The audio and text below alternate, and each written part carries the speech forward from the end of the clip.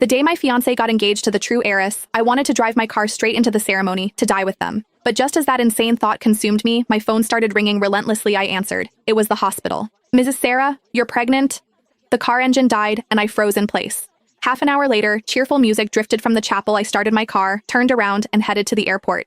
From then on, the fake heiress of the Sterling family, as everyone wished, disappeared from New York. I went 1,000 miles away to a small, quiet town, clinging to life, and gave birth to my blood-related daughter. I never contacted any of them again, until 4 years later, when one by one, they reappeared before me. 4 years later, I saw Liam again at the kindergarten entrance. I was picking up Lily when a mom next to me suddenly leaned in. "Lily's mom, look at that guy across the street. He looks just like that singer. What's his name again?" I followed her gaze and saw him. "Liam!" The mom snapped her fingers. "Right, Liam." I pulled my gaze away. "Don't know him." She looked a bit surprised. "You don't listen to music?" "Liam. He's the hottest singer-songwriter these past few years. Won so many awards. Oh, and honestly, his face, it's a bit like yours. You're both so good-looking." I smiled and shook my head, continuing to walk forward, holding Lily's hand. "Sarah Sterling." Suddenly his voice came from behind me. I ignored him, just kept walking. "Sarah Sterling." Lily looked up. "Mommy, is that Uncle calling you? Why does he call you Sarah Sterling?"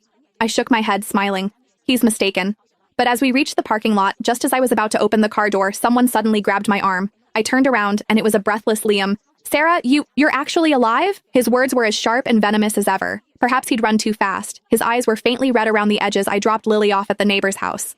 Walking back downstairs, Liam stood with his hands in his pockets. "Why are you living in this dump? Where's your place?" "I'm coming up to see." I shook my head. "There's no need for that." 4 years ago, he himself had said that his only sister was Celeste. He'd also said that calling someone like me a sibling only disgusted him.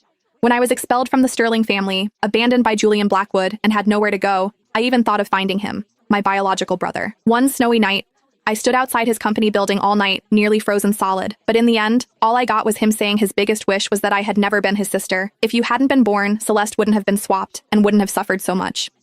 Sister? That's laughable. The Sterlings don't want you, and now you're trying to cash in on our blood ties? I'd never acknowledge someone like you as my sister.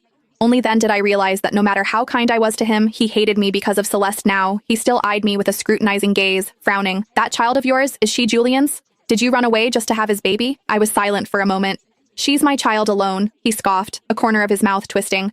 "Sarah, that kid is a spitting image of him. Do you take me for blind? You wouldn't actually think that if you secretly had his child, you could win him back? Are you sick or something? How pathetic. What an idiot." I said, "She's my child alone." I cut him off. "I never thought of going back to New York, nor did I ever think of using my child to compete with your sister for Julian. You can rest assured, and you don't need to be so nasty. Just like you said back then, apart from blood relation, we're strangers. I'm not interested in your life now, and I ask you not to meddle in mine." He froze. "If you have nothing else?"